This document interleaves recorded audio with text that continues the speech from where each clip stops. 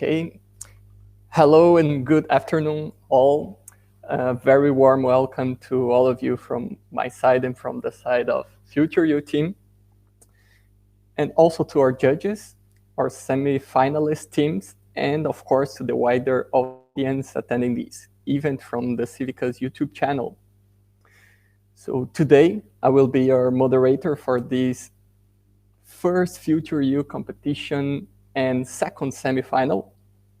I'm Victor Horato, member of the futurEU, and I'm joined here today by the rest of the futurEU management team, Cecilia, Marise, Ricardo, Navira, Francesca, and Zoe, that will handle the behind the scenes together with the amazing HERT digital learning team. Thank you, Jose and Matt. And well, as I said, this is the first edition of our futurEU competition that engaged students in a visionary thought experiment about the future of the European Union. And the second semifinal brings 4 of the 8 best teams that made it so far, and they will present the visionary treaty reform they thought for the embetterment of European Union. I would like to congratulate all participants for making it this far.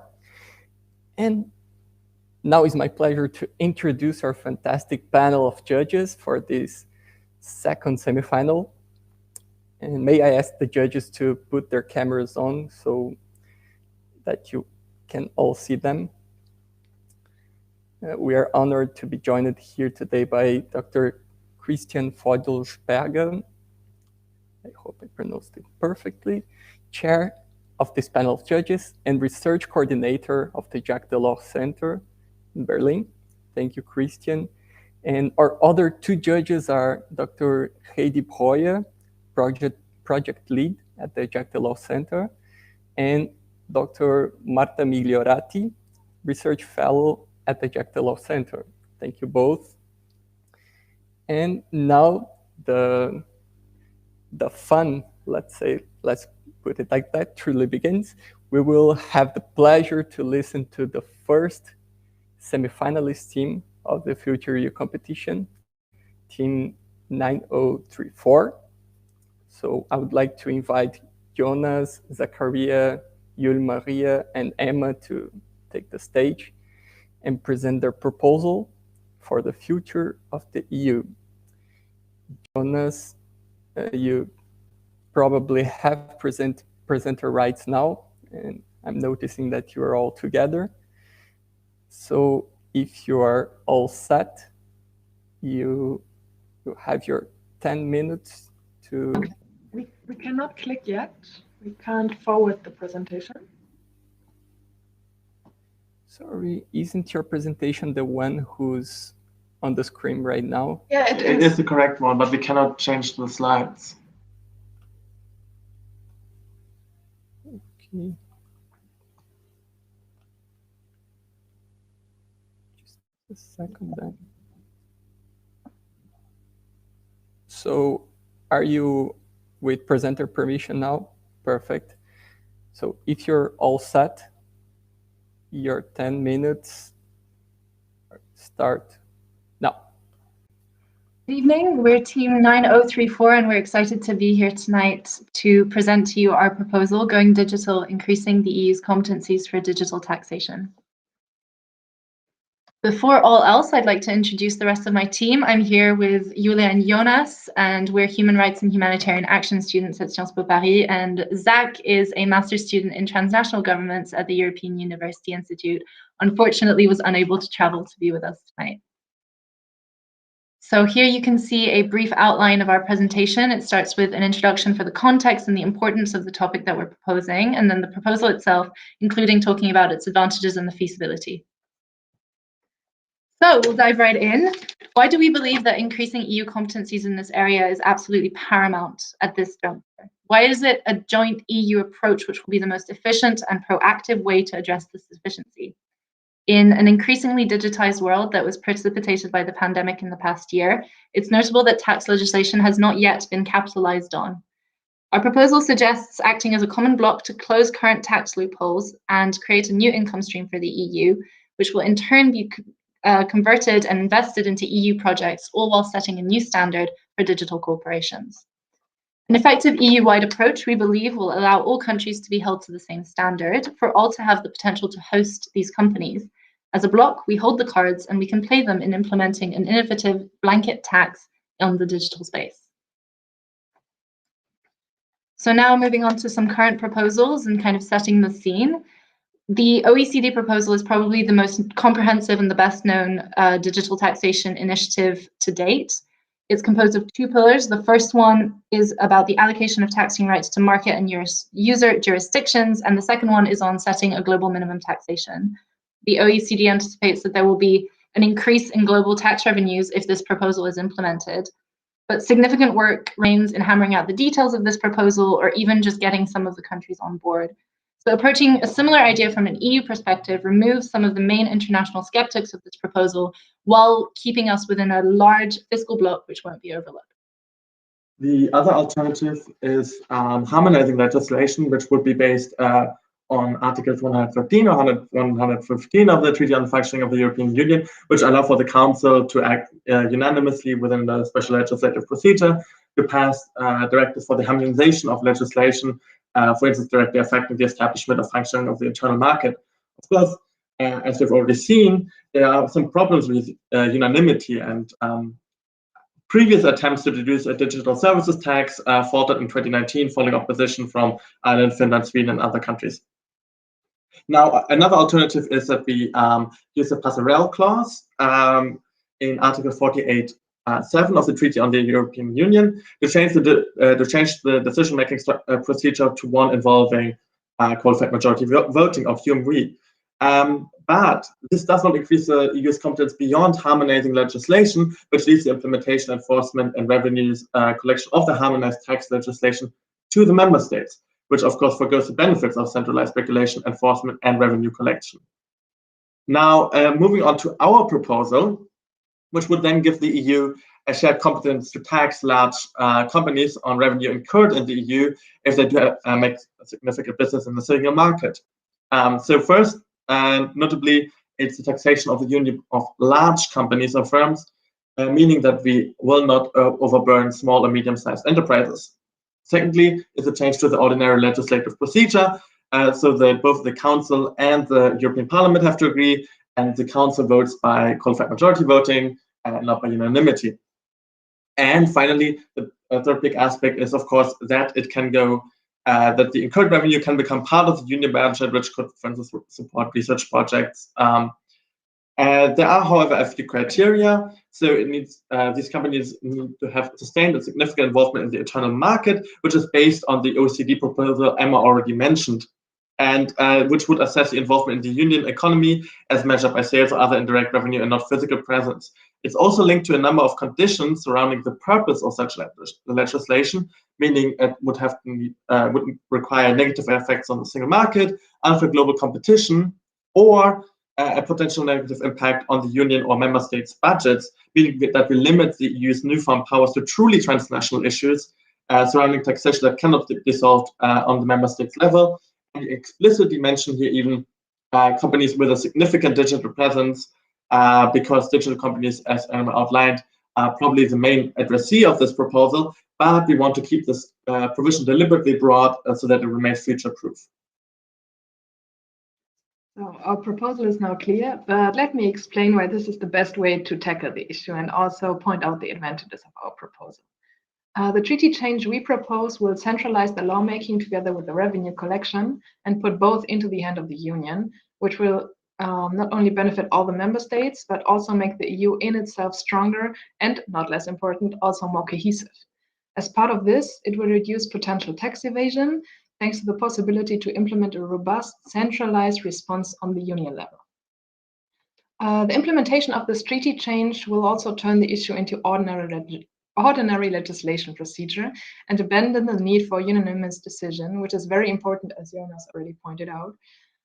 This way, singular countries cannot try to undermine fair competition at the cost of other member states, which bears a lot of advantages and will bring more fairness to the whole Union. As experience shows us, no proposals concerning taxation reform within the Union have been successful in years. If we want a change, And my teammates illustrated that for the sake of the union, we should want change. It needs to happen now. We are at a watershed moment in the middle of a pandemic, which transitioned all of our lives to a more virtual space like this, and illustrated the importance of the digital sector. Another important point is that the reform will enhance the budget of the union and give the EU its very first own and steady stream of income. This will give the organization more reliability and stability, and the enhanced budget can then be invested into future-proofing the EU, for example, via Horizon Europe, or, well, the EU can invest it however it sees it fit. Furthermore, getting this treaty reform through now will get the administration that is needed to tax transnational enterprises into place.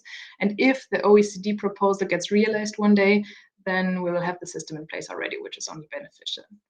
Also interesting is the possible worldwide effect we might witness after this reform change. It is to be expected that the Brussels effect will kick in once the companies have to follow the European tax rules, and that other countries or regional integration systems will adopt similar measures.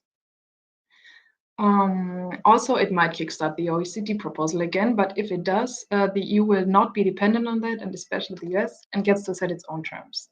Besides all that, our treaty change will underline the role of the EU as the setter of a gold standard when it comes to privacy rights and high standards, and it will show the worldwide importance of the EU to push initiatives like this. Now, I want to talk about the feasibility of this proposal, because, you know, we can propose a lot of great things, but if they don't meet the transnational, the national, and the citizen levels, then they're doomed from the start. And first, I want to talk about the elephant in the council, which is very clear, because recently the Commission and the Council have been getting a bit of bickering in other places too. So I'm going to move it even quite faster because apparently we ran out of time.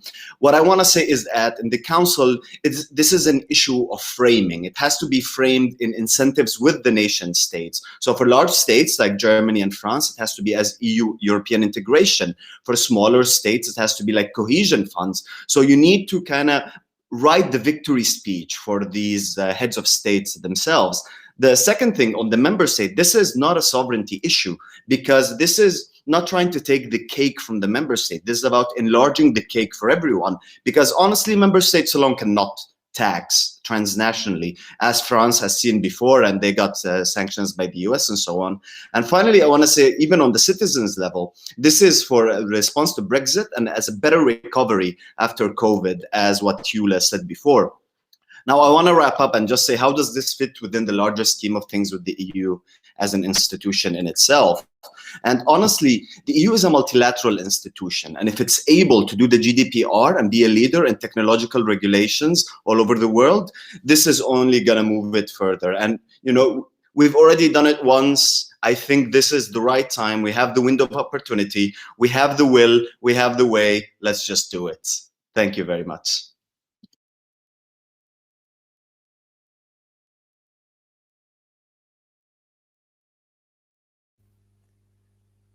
Thank you, Jonas, Zakaria, Julia Maria, and Nema for the presentation. And now I would like to open the floor to the judges' questions. And after they pose their questions, you'll have 5 minutes to reply to both questions.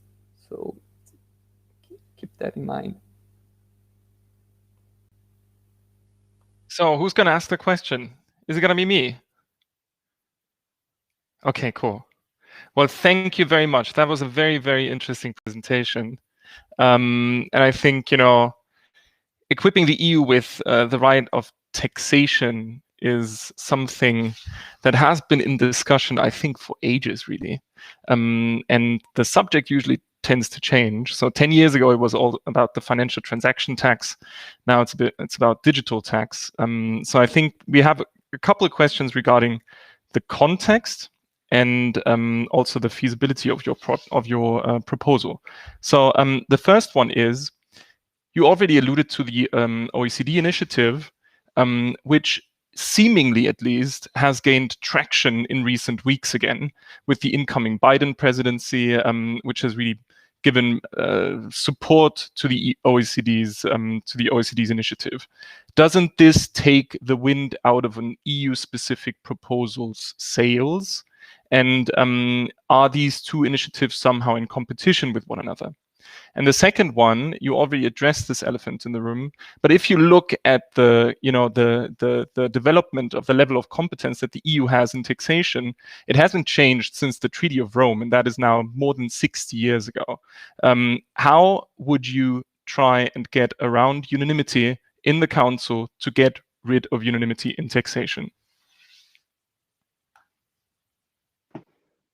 All right, we'll start with the OECD one. Or do we collect all the other questions first, or? For the first round of responses, those would basically be our two questions.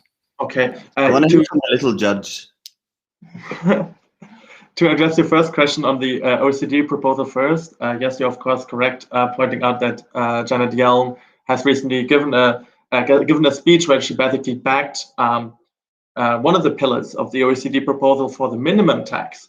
However, she did not speak about the other pillar, which is kind of the focus of our proposal, which is this change in how you tax companies, looking at a significant presence in the country instead of looking at whether they have the headquarters or some other permanent establishment in their country.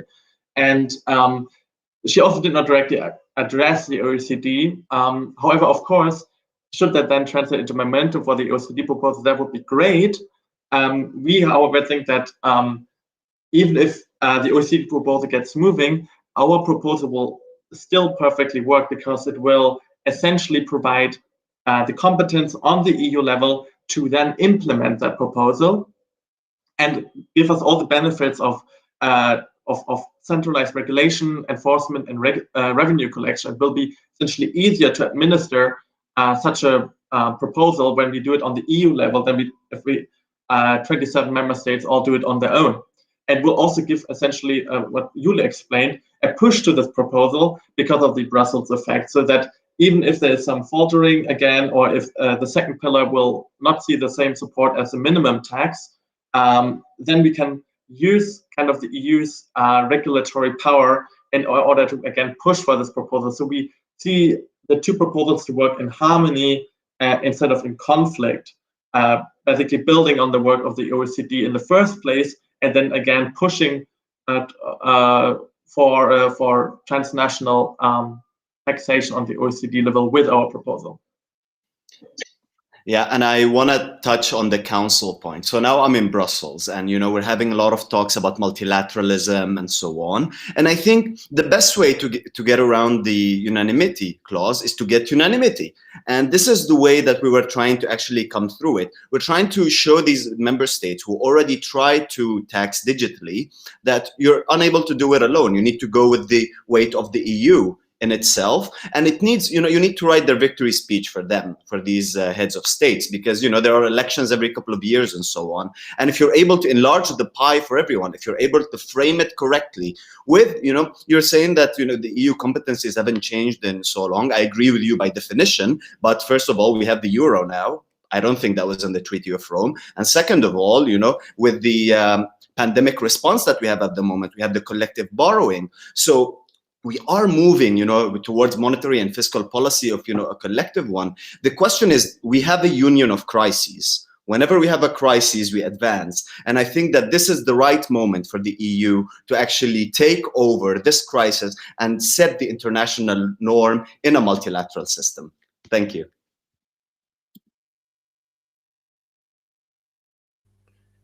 Well, thank you all for the response. And now, thank you very much from my side too. Yes. So thank you. We now may proceed, to the second semifinalist team. And I would like to invite to the stage the team 7509. So Victoria, Ria, Alexandru, and Christopher. They will also present their idea for EU treaty reform. Alexandru or Alex may have now presenter rights. And if you are ready, so the 10 minutes will start now. Hi, good morning, everyone. My name is Ria. Our team, Victoria, Christopher, Alex, and I, are excited to present to you our policy reform proposal to make or break the single market, give capital a chance, amend the TFEU. Next slide, please. To give you a brief overview regarding the structure of our presentation, we will begin with an introduction to the Capital Markets Union and its intended benefits for the European Union. Victoria will then explain the current state and challenges to the implementation of such a union, followed by Christopher with our proposed policy changes. Finally, Alex will explain the expected outcomes of the implementation of such an amendment. Next slide, please. So what is the CMU? Since the beginning of its mandate, the Juncker Commission listed amongst its priorities the integration of the national capital markets across the European Union. With the conclusion of the Commission Action Plan on building a capital markets union and the launch of the Market Unions Initiative, the fundamental elements of the CMU were set up. Despite the progress made during the recent years, a genuine CMU remains far from being achieved. A CMU would bring several members to member states, include several benefits, including but not limited to providing better choice for funding for businesses, creating a more inclusive economy, and reinforcing EU's global competitiveness and autonomy. We hope that the implementation of our proposed amendments would be a catalyst for change in the EU, pushing us towards a stronger and more resilient banking system. Victoria will now explain the challenges faced so far in achieving the CMU. So thank you, Ria. So what are the challenges towards achieving the CMU? Despite we had several measures and action plans during the years, we can see the progress can be questioned. And as we can see from the slides, we have a roadmap and several illustrations that shows what are the problems and how slow and fragmented the progress towards the achievement of a genuine CMU still is. First of all, there's too much fragmentation, both among European member states. We can see here we have conservative member states versus go-getters member states, and also in between European institutions, such as the Commission or the Parliament. Also, there's political disagreement, and there are different visions of what the CMU should be. There's the potential emergence for mega players, and this entails the loss of market for others. Also, there are still structural issues. If we think about that, we still have only a partial financial integration, and also we have a partial adoption of the common currency, and this is a huge problem. Also, there's too much risk aversion.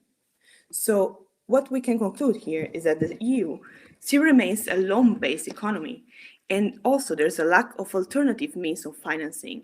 This includes private equity or venture capital, crowdfunding, also business angels, who are pretty rare. So in other words, market-based financing remains underdeveloped and lags behind when it's compared to other non-EU jurisdictions. This is leading to a heavy reliance on the banking system, and also to the limited choice for businesses, institutional investors, and consumers, and also to the limited private risk sharing. In the next slide, so if you can change, we can see what is the current state. As we can see here, we have key performance indicators that are suggesting that more radical change is needed. As we can see, these indicators are actually moving backwards. So what are here the major problem areas that we can see? First of all, there's the degree of simplicity that companies in the EU find whenever they enter and try to raise capital in public markets. Then we have the amount of savings from retail investors deployed in capital markets products. And among them, we had bond, equity shares, investment funds, and pension funds. And then we have the capacity to transform bank loans into capital markets instruments. We have the degree of simplicity that startups, small and medium enterprises, and not listed companies find when accessing risk capital finance.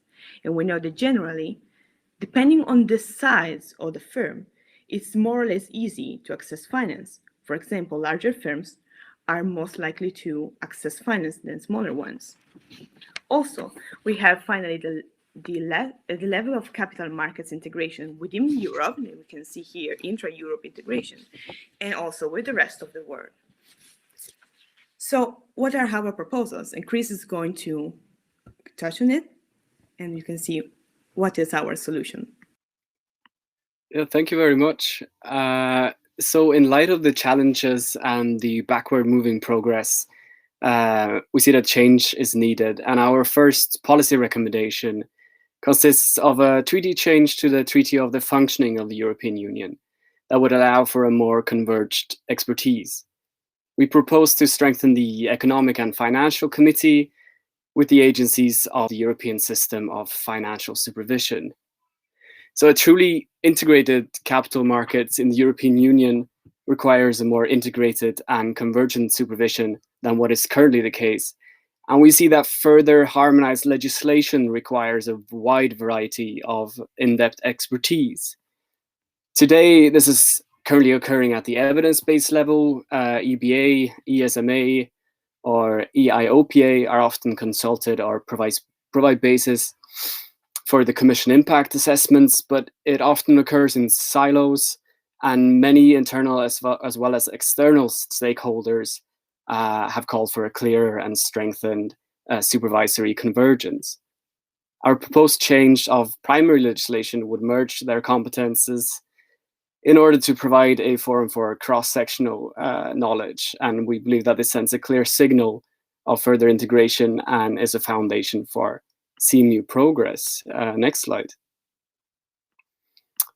So to bypass the opposition of some member states and to act in accordance with EU jurisprudence tradition, referring to the formation of new law based on precedent, our second proposal is to create an imbalance in the treaties.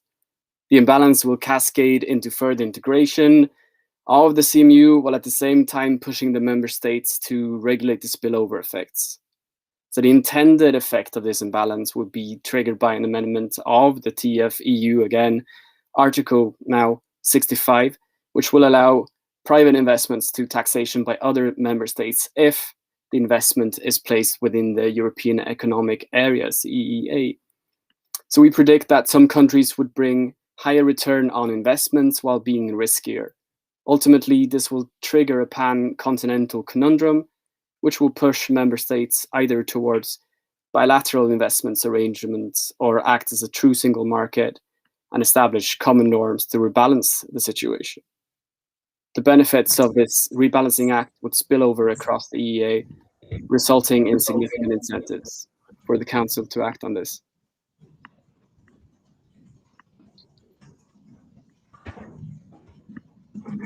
European companies are facing a corporate tax by the US, a digital tax by the OECD, AML efforts by the G20, diminishing returns from fiscal paradises, and an increased search for new sources of growth.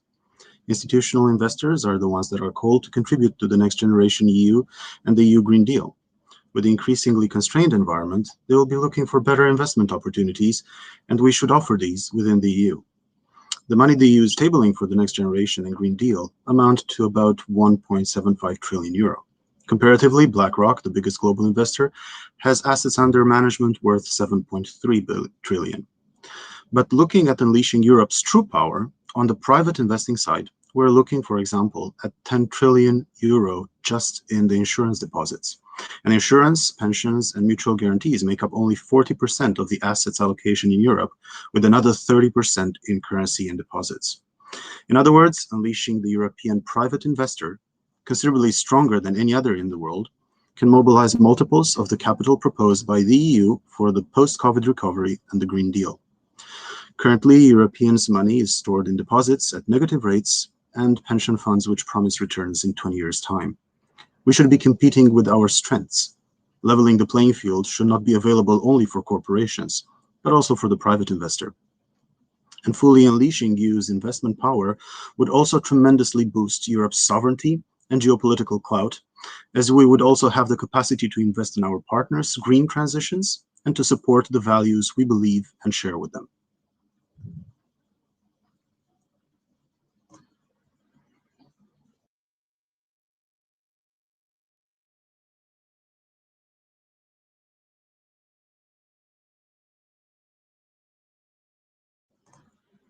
Victor, you're on mute.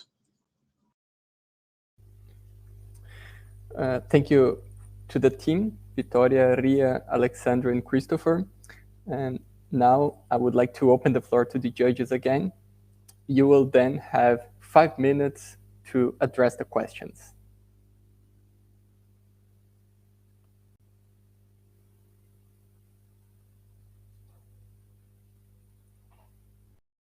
Sorry, we were just, chatting a little bit to agree on the questions to ask you, because we had many, so I have to pick and choose one. 1 second.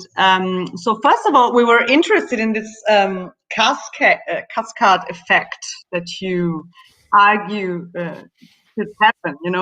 It's very interesting, but it's also very ambitious. So we were wondering whether you could elaborate a bit on the feasibility of this prediction. And secondly, what was that? Christian, would you like to elaborate on the second question, because I think you would be able to formulate it better than I can. Yes, absolutely. So thank you very much for this very interesting presentation in the first place. I had another feasibility question, because in your proposal you say that Germany, France, some southern European countries, Central and Eastern European member states are firmly opposed to this proposal. So from, as far as I understood this, continental economies with large public sectors, an important role of the state in the economy and in financing investment are basically against this. So why would they budge now? And how desirable would your proposal be from their perspective? And if I can jump in with a last question, I'm just curious if you have considered whether it's actually feasible or desirable for member states to put regulators, like national and EU regulators, in charge inside the text of a treaty, whether this is something they would actually do, and why. If you have time to answer this, because it's 3 questions, I know, but just curiosity on my side. Thanks.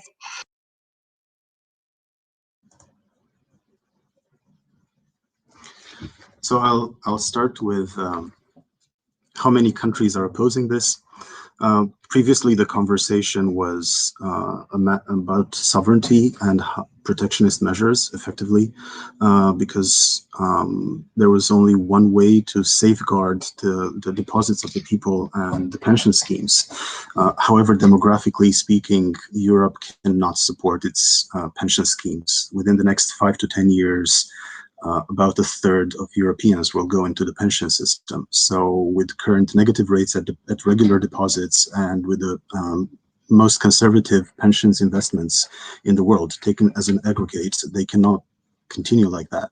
So when presented with the option of rather investing for rates of, let's go with the conservative side, 10% yield, we assume that many more will change positions. In reality, from the previous votes against integrating in the CMU, currently we only have a few countries left that would rather not benefit from, for example, 10 trillion euros of investments. Chris, would you like to take the 3rd question? And I'm not sure of the 1st question. If you could please remind us, or Chris or someone else could address it from the team. Thank you. Yeah, I can definitely take the 3rd question. And then it was about also, like, to what extent, why would you put these actor in the actual treaties? And we feel that, of course, a lot of it points towards strengthening the secondary legislation. That being said, I think we see that that there's a lack of coherency and weakness in many proposals that are coming in at the moment. I think just recently the Regulatory Scrutiny Board published their annual report pointing towards coherency. There are a lot of packages coming in, Fit for 55, or the digital tax or digital transition in general, and therefore pointing towards the need to strengthen perhaps then this institutional structure of this committee that is a policy coordinating body, or at least advisory in that sense. And then second, that these agencies were born from the crisis and based on secondary legislation, and we feel that a change from that to the primary legislation would then send a clear signal of ambitions for further integration. So that will be, to some extent, some of the justifications for putting these agencies into the primary legislation as such. And then the first question was about the cascade effect. I don't know if there is still time left, but it was about whether, I mean, how you expect it to go as you predicted. You know, it's quite precise how you predicted the effect, so it's interesting. Yeah, so maybe I can go really fast. So this actually connects to the second question, and that's why I didn't remember the first one, because currently you have all the south and the east of Europe that have no advantages of using a banking system or anything, and particularly since they're not part of the currency union, they're not benefiting of any macro stability considerations either. From the people's perspective and from the government's perspective, there is a whole bunch of interest to move on this. And then if you, on the one hand, let the people benefit from this, but you don't get to benefit from the taxes that could arise from this, then of course you have the interest to move on further regulating this. So you're starting from something that is part of the treaties, right? The institutional investors are not covered, and then you're collapsing the stability of the system, because Europe is primarily a continent of private savings rather than institutional investing, and that's why with the imbalance in the market, you end up having to regulate the whole private and institutional segments of investing.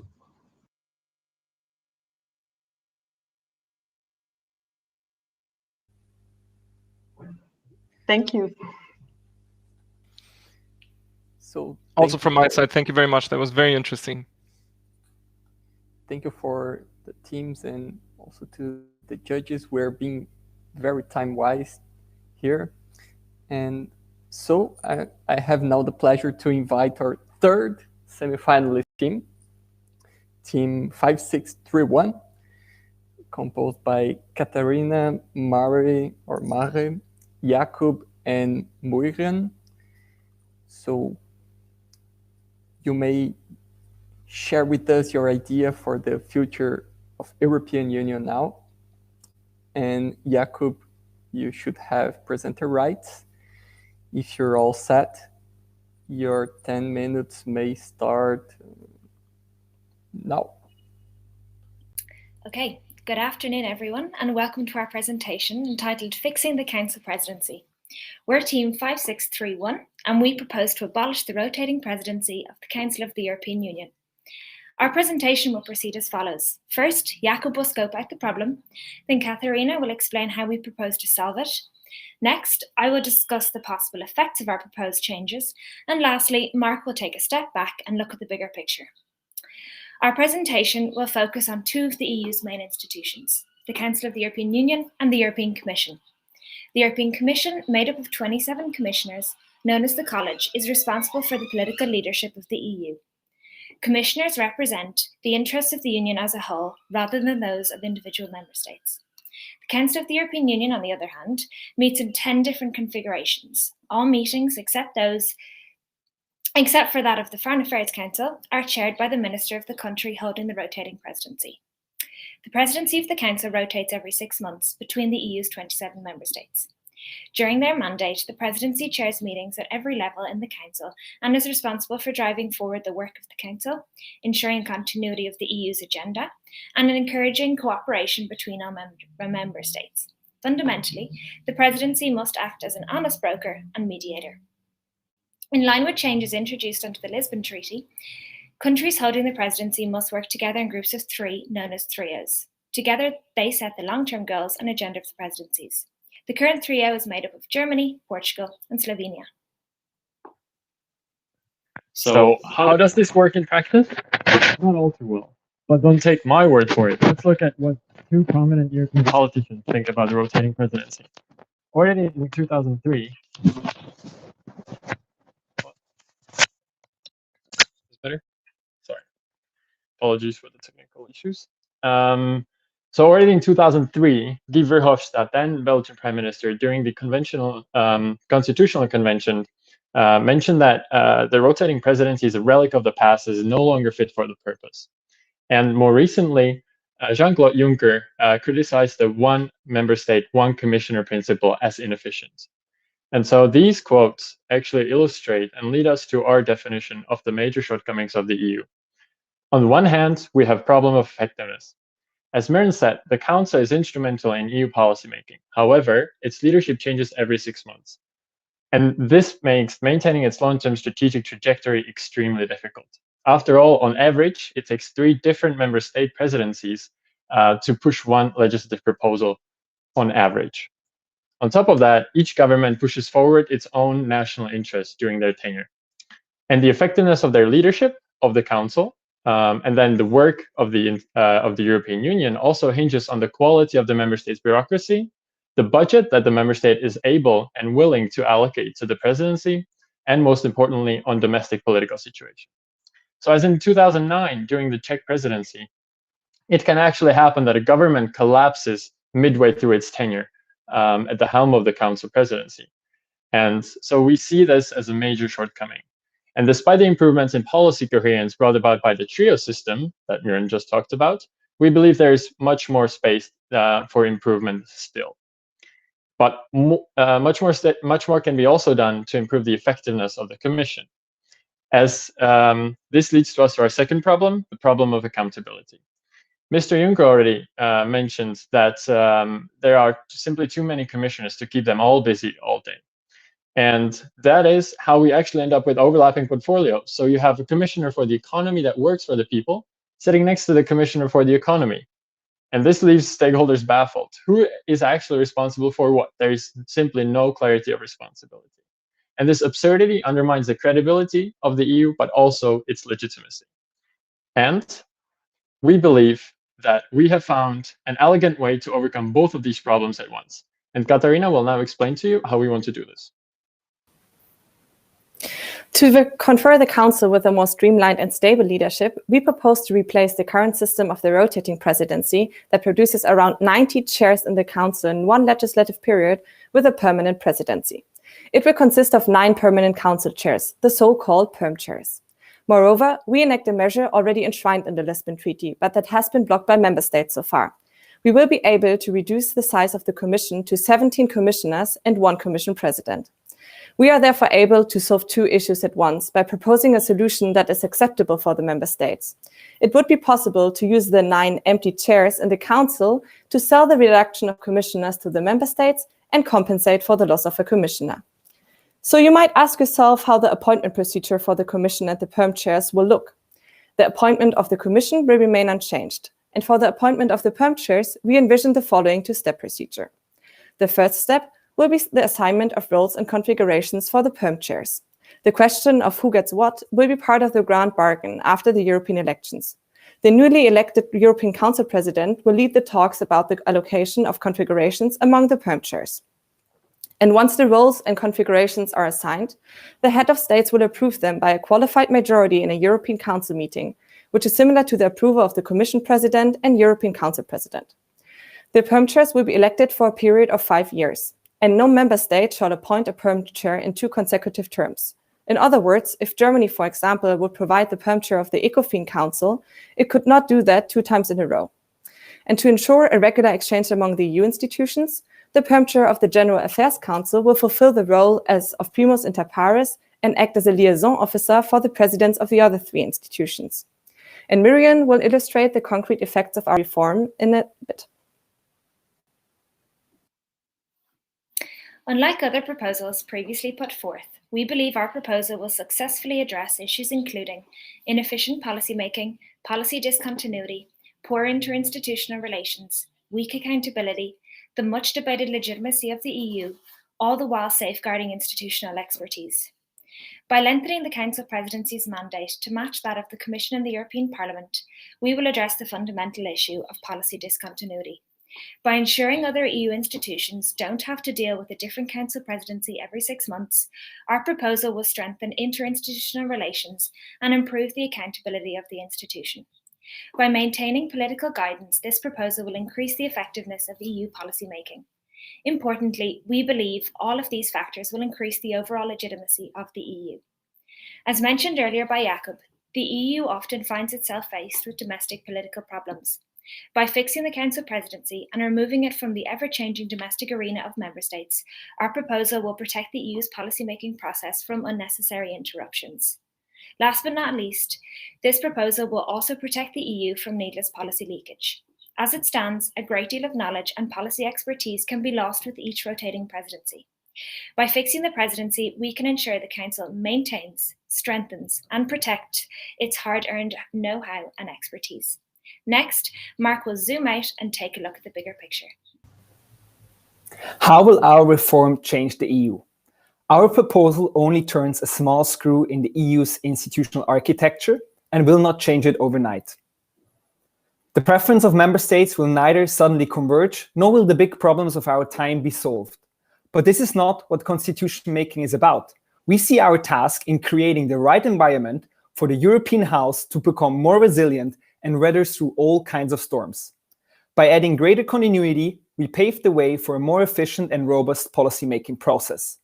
Giving the Commission and the Parliament a permanent counterpart who meets them at eye level will create new feedback loops, tighter forms of interaction, and lead to greater coordination. It gives the EU's interinstitutional dynamic a new spin, which will change the way in which policies are made.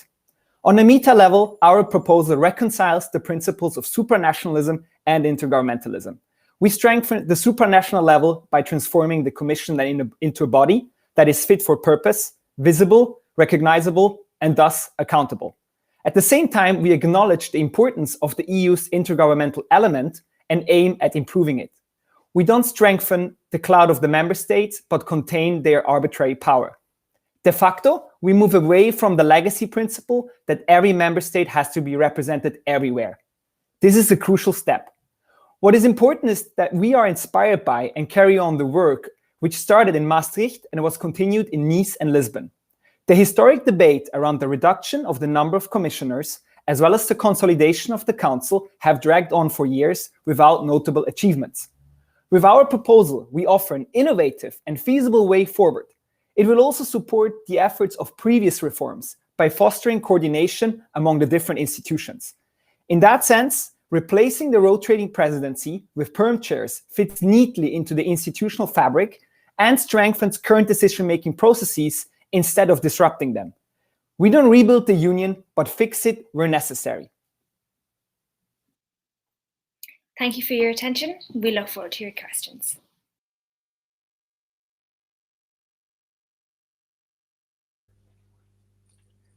Okay, thank you to the team.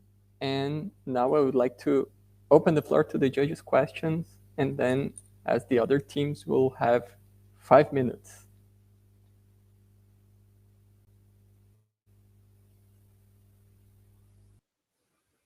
Hello, am I there? Or okay, yeah, sorry. Hi, thank you so much for your presentation. I will go ahead with the first question, and then Heidi will ask the second one, if it's okay for you. So our first question was about so to say, the blurring between Council and Commission, that you basically tackle the two institutions together in this proposal. And we were wondering why you decided to do that, in the sense that the Commission isn't the executive of the EU, is a bureaucratic body, mostly, where the Council is mostly a political one, differently from the Commission. And the Commission has its own ways to get around the complexities of decision making, and being the Council a different institution, we were wondering why the Council should pursue something in line with what the Commission does. Yeah, this is the first question, and then I give the floor to Heidi for the second. Yes. Thank you, Marta, and thanks for the presentation. And what a great multicultural team you have. That's really, that's really fantastic. So our second question is that, like, does the Council presidency really needs to be fixed? because like it has more of a political figurehead role, and there is also like a secretariat with like more than 3,000 staff members. So there is a continuity. Why do you think this should be like the main priority, that the council presidency has to be fixed? Thank you.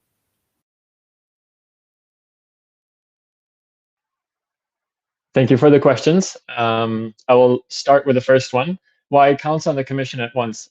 So as Katarina mentioned it in her part, we are not morphing or combining these two institutions. We are taking the 9 extra commissioners that are there right now as on top of what is enshrined in the Treaty of Lisbon in one of the articles, that there should be only 2/3 of the commissioners, as there are member states.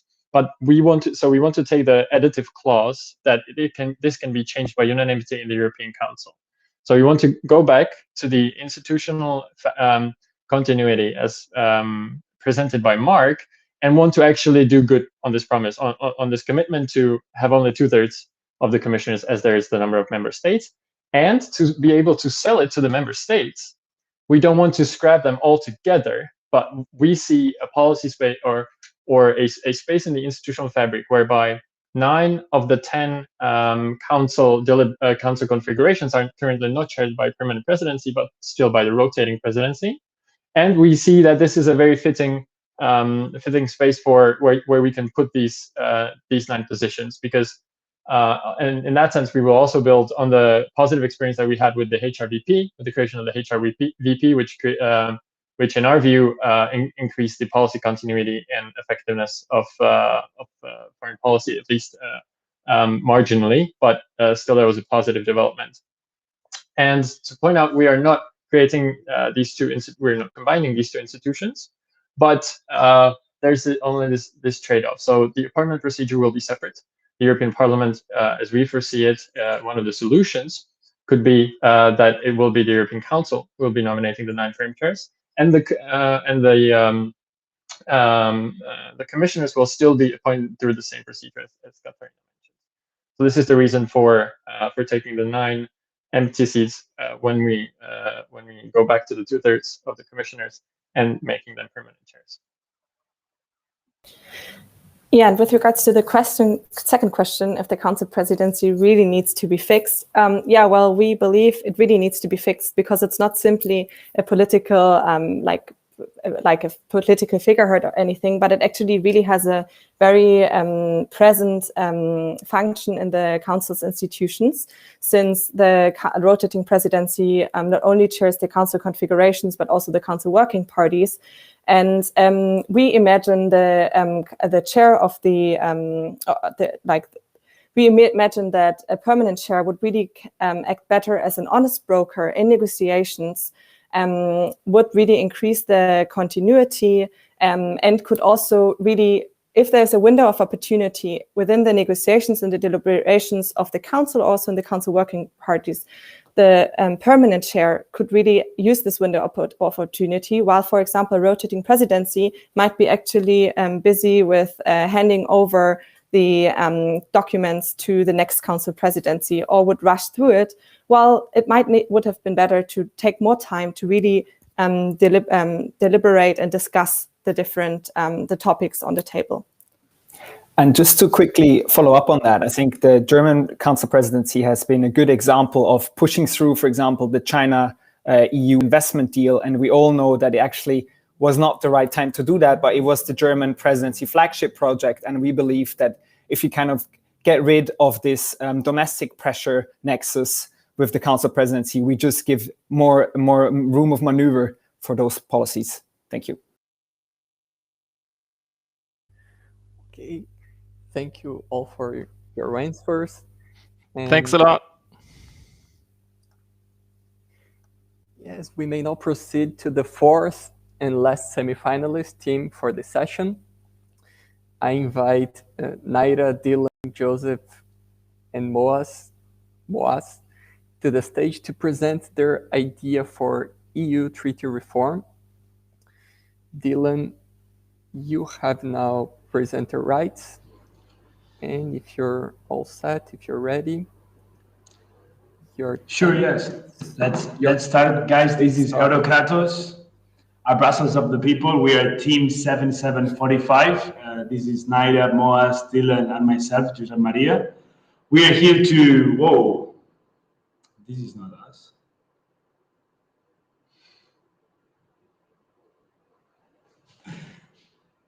But we're definitely here to talk about Europe.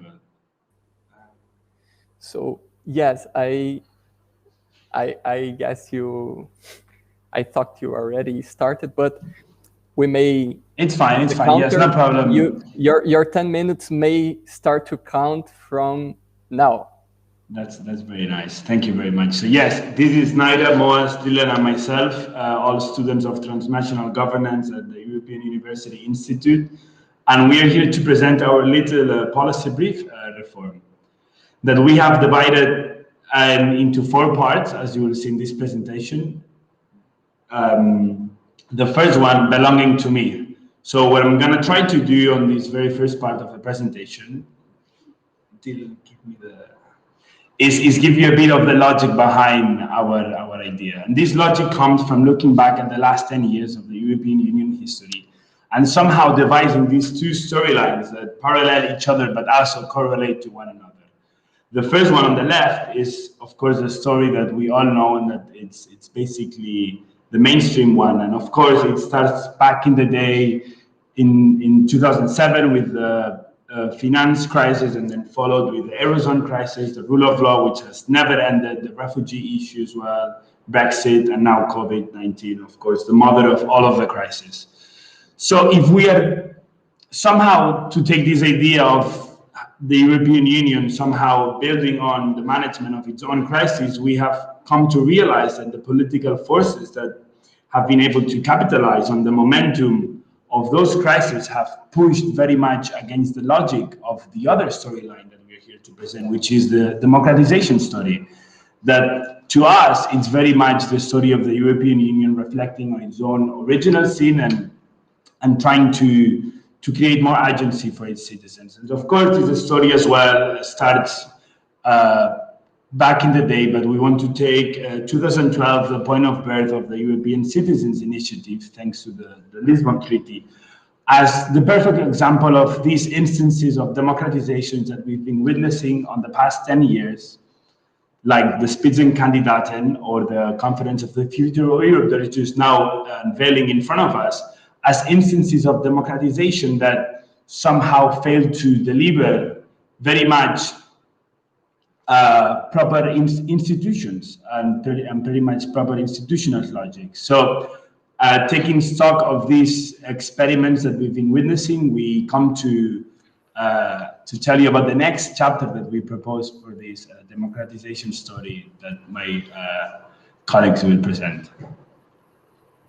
Exactly. So where does that bring us, and what do we do now? We believe there is an urgent need to build a more united and solidaristic EU with greater cohesion and coordination that helps boost the degree of institutional legitimacy and especially trust in the European institutions, which we find to be at an all-time low. And for that, it is imperative to adopt the highest standards possible of transparency, inclusivity, accountability, which we think can only be done through direct participation in the institutions themselves. As they say, in desperate times, desperate measures. And that would have very straightforward, ambitious, and even revolutionary consequences, as a direct participation would allow to raise awareness on how decisions are made in the EU and in institutions in general, as well as how they affect the layperson and who could be better to partake in both decision-making and communicative processes than the very same people these policies are addressed to.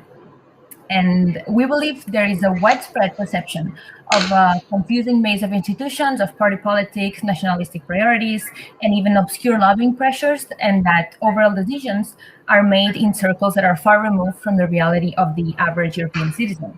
And instead, we need to foster a culture of collective, informed, pluralistic, and even first-hand experience-based solutions.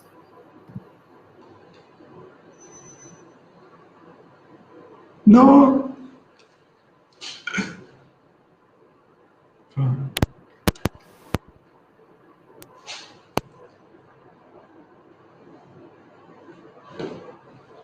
No more.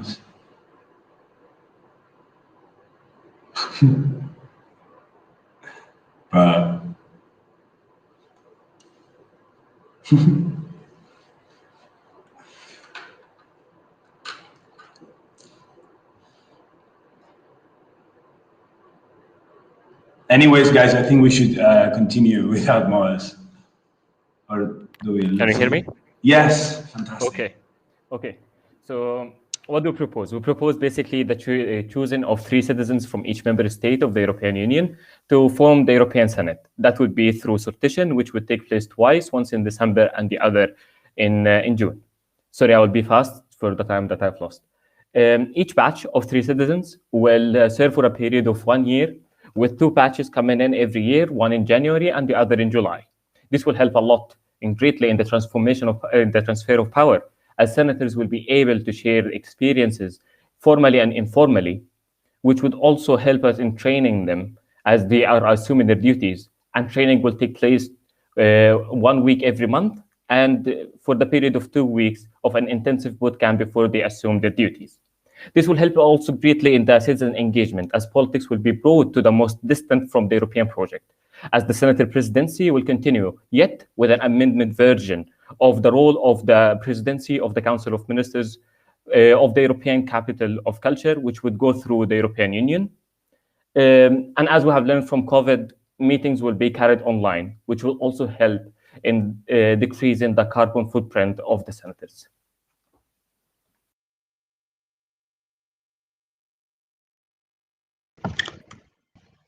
So now I'll address the carries. So it's a kind of diversity that will bring to the EU, including the what expertise. So and then the European Cup.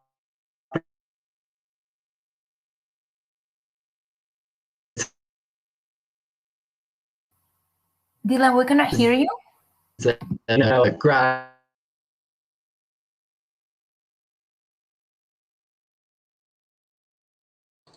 Dylan, let's take over, Dylan. So I think I don't know how far did everyone got to his presentation, but what we're basically trying to say here that is we do acknowledge the challenges that an institution like that would suppose for the European Union as an instance of radical change. But as well, we want to very much be bold in our proposition and somehow trying to advance democracy to uncharted territory. I don't know, Dylan, if you're back. Can you hear me now? Okay, perfect. So how far did you get, Joseph? Sorry, just so I can. I was trying to wrap up, but happy you maybe try to go a bit smooth on, because we did not listen to anything you said. Okay, so I'll just quickly go through the advantages and challenges. The first advantage is the cognitive, which show I'm so sorry, but we cannot hear either.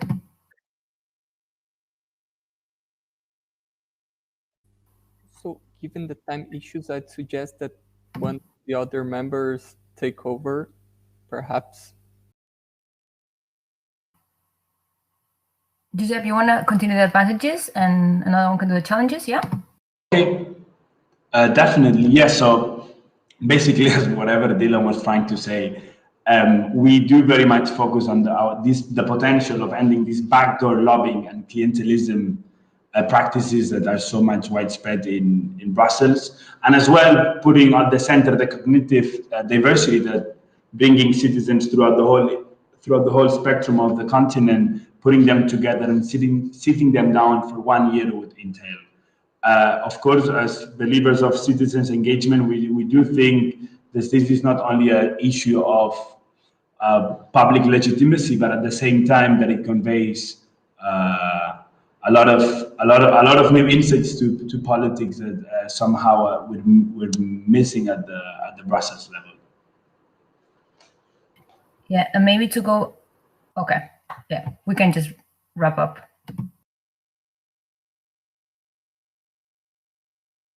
Maybe, yeah, we've got one more minute. We can go over the challenges, which we believe is we do recognize. Due to the technical issues, we give you one more minute to conclude. Thank you very much. So basically, we are aware that our proposal is incredibly ambitious. We do realize that it means a radical change in many of the constitutional setup of the EU. But and also we recognize that it's very hard to imagine a layperson suddenly being put in the middle of Brussels and making the hard decision making, especially in periods of crisis like the ones we find ourselves in. And of course, linguistic barriers, cultural barriers, and all kinds of problems. However, there are many successful past experiences. We've seen it in Spain. We've seen it in many of the Italian republics. We've seen it in former Italian republics. We've seen it in Mexico. And we believe it's, like we said before, it's a very, very special time. And we believe that no ambitious reform ever feels feasible unless it is, and then Europe could take a step here and be the front runner in the world in a policy that we believe can be very ambitious, very seductive, very attractive to kind of get back all the people who are slowly losing their faith in the European Union. Thank you very much.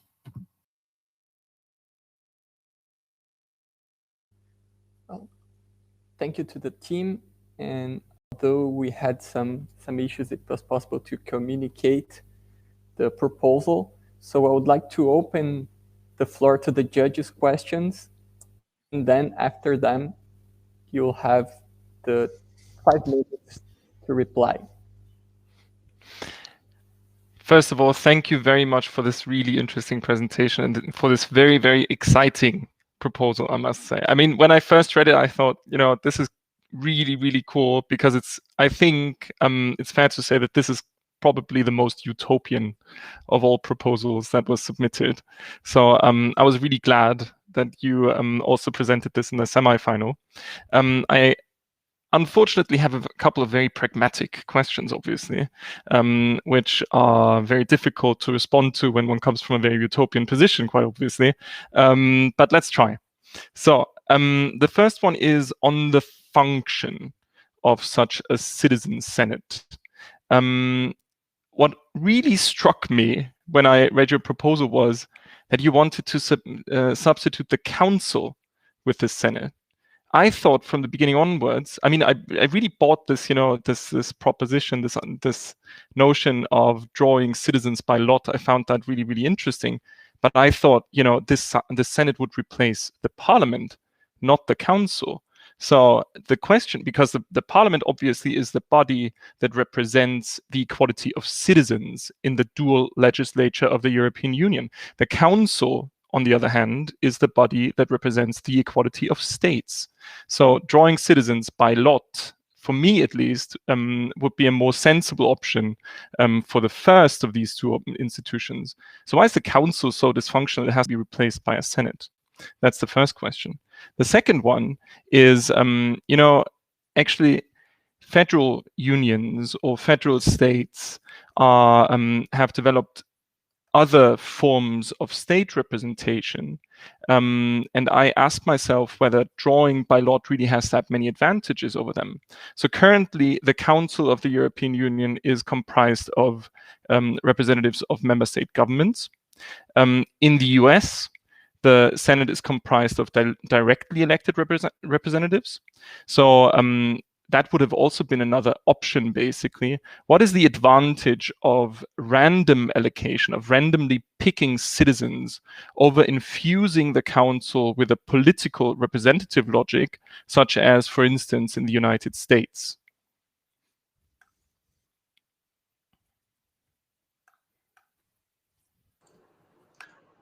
Should I start with the first response? And I have to say that indeed, yes, this has been something that we have been arguing about, and we do not like. Of course, living in utopia means discussing a lot about utopia, and each of us have different views, and this is, I guess, the one that we present today. But I guess what we're trying to do here is somehow getting out of the logic of representation when we're talking about politics. And we were just thinking about this Senate as an instance of reciprocity, and reciprocity between, yes, of course, the Commission as this instance of responsibility in the European institutional scheme, and then the European Parliament as this instance of responsiveness to the citizens.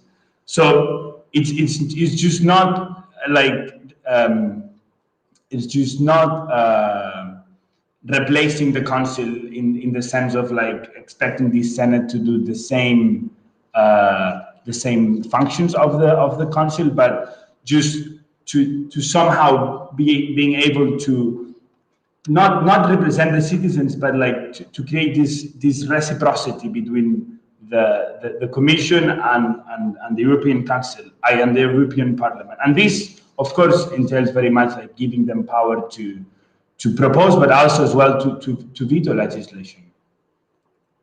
And I don't know, Nair, if you want to do the... Exactly, that's exactly what I wanted to jump in. The reason why we don't want it to substitute the parliament is because we don't want it to draft, to propose. We want it to ratify, because we believe that it's very hard for the layperson to suddenly be put in the middle of an institution and be asked to go through the normal workings of the institutions. That's why we want them at the end of the process to really make sure, okay, this is about to be approved. Are we sure we're on board on this? And we don't want it to be directly elected like the US Senate, because that would just double the parliament. And we believe that a very big problem that there is with running for elections is the self-selection bias. So right now, Brussels does not look like Europe. It just looks like a very small part of the population that would like to work in an institution, can afford a degree, etc. So we wanted to actually represent and have the experiences, the daily experiences that we believe are necessary to represent the people. It's again especially looking at this conference of the future of Europe that is unveiling in front of us, and seeing how fragile its institutional backup is, and how this timing constraint doesn't allow. Like, we always think about deliberative democracy and citizen engagement as something that is temporal, as something that is somehow a patch that you can put on to politics. But with this proposition, I guess at the end of the day, the core idea is that we need to be able to institutionalize these momentums and just get rid of these patches that we keep putting on Europe every time we feel like that we're not legitimate enough, or that we're not closer enough to the citizens. So, like getting rid of this patch culture that we have when we're talking about citizen and engagement. I guess I don't know, Moaz, if you want to further develop. Dylan is gone. I guess we may head to the conclusion. I would like to thank everybody for the incredible presentations we had. This closes our second semifinal of the futurEU competition, and we will now be sending the judges to a breakout room where they will be able to deliberate on the finalist team, and it will be probably a difficult decision. So for all the others, we'll have a 15-minute coffee break. And thank you very much from my side to the fourth team as well. This was a very interesting presentation. Thanks a lot. Thank you very much for the presentations, for all of them. They were super interesting, and yeah. Yes, thanks for all the work. It must have been really a lot of work. And thanks for the great ideas. We will have a hard time discussing it in a short time. Yes. So in roughly 15 minutes, we reconvene, and let's go to our coffee break.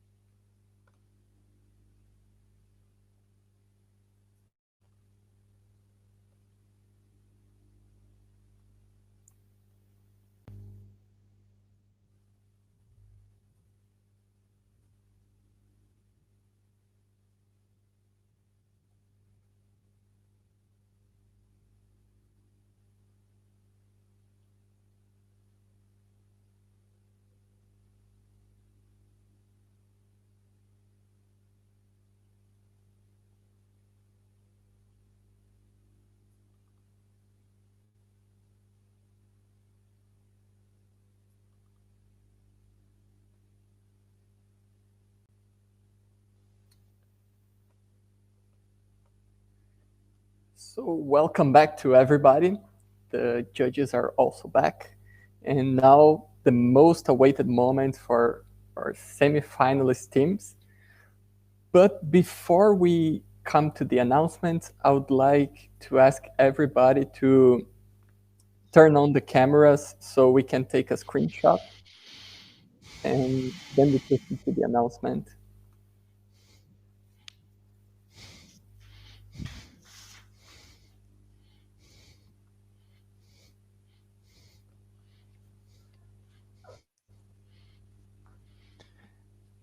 Very well done, everyone, really. It was a very tough choice. So, is everybody with the camera on? So following Francesca's procedure, I'll give you a 3, 2, 1, and then everybody does the picture friendly face. So 3, 2, 1.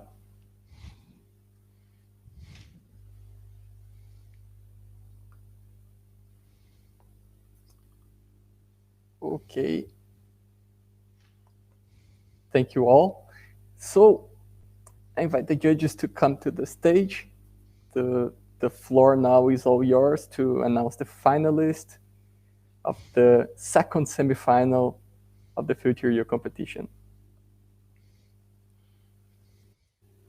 So should I go first, Marta? Okay, so first of all, we wanted to say thank you very much to all 4 teams. Your presentations were absolutely excellent, and your ideas are great, and this was very, very difficult for us to actually take a decision in the end. On the first team, we would like to say that you really gave a novel twist to an established topic or to an established issue of European integration. Taxation has been around as a topic for a very, very long time, but I think you really thought this through from a completely new direction, and therefore we really want to commend your effort. On the second team, I think the same applies. This is a long-standing problem that you try to tackle, finishing or completing the Capital Markets Union, and that is, and you thought your proposal through very, very well. I think the level of detail of your proposal was absolutely astonishing, and we were really, really impressed with both your written proposal and your presentation today, and as well your performance in the Q&A. Yes, and the third team, then we had the third and the fourth team about governance, basically. So the third team about the council and the council discontinuity, which has to be changed, fixed. So I think you had one of the best presentations that we saw today, maybe the best presentation that we saw today. And your ideas really deserve to be thought about and to be a deep dive into the institutional setup of Brussels institutions. And the fourth team, even though you had some technical problems, you gave us the most utopian outlook on how you see the future of the European Union. So thanks also to those 2 teams. We were really, really happy listening to your ideas and getting to know you via your ideas. So now I have an envelope here. Christian?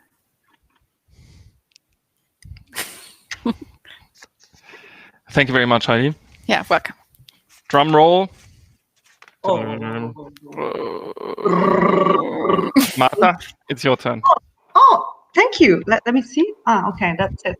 So the winner is, I'm going to turn it around and it's going to be the other way around. But anyways, forgive me for that. Drum roll again, Christian, Heidi. Oh, Eurocratos are our winners today.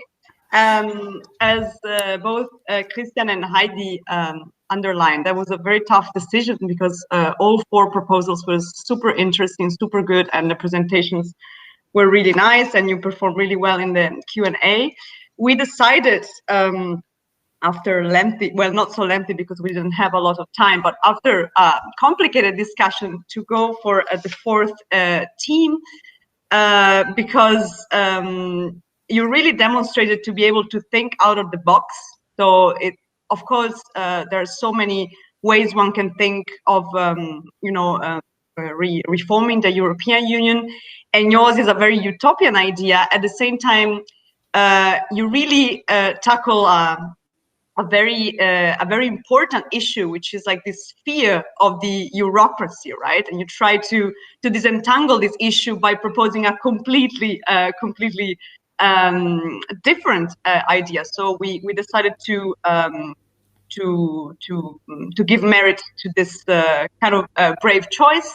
Then, of course, be careful about presentation, any technical issue, and also who takes the floor and so on. These are things you should take care of. This is just a little suggestion for the finals. But well done to all the teams, and well done to the winners. And yeah, thank you very much. I would like to thank you very much to the judges. We didn't expect this announcement, so nicely done, and we would like to ask the members of the team to turn the cameras on so we can take another screenshot briefly. And we would like to say a big thank you to the audience for streaming the event, and we invite you to join us tomorrow for the final event, also on CIVICA YouTube channel. So we have a member of the team commuting.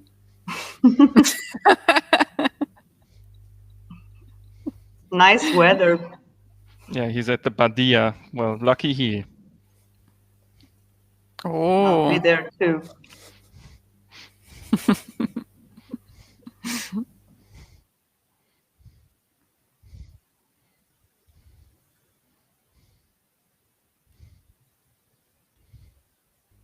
So I guess we are good. I'd like also to thank all the other teams for the amazing presentations, and we may return tomorrow for the grand finale. Thank you, everybody. Thank you very much, everyone. Thanks. It was Thanks lots to the of fun. organizers. Thanks a lot. Thanks Bye a lot bye. to the organizers. Well done. Thank you. See you tomorrow. See you tomorrow. Bye.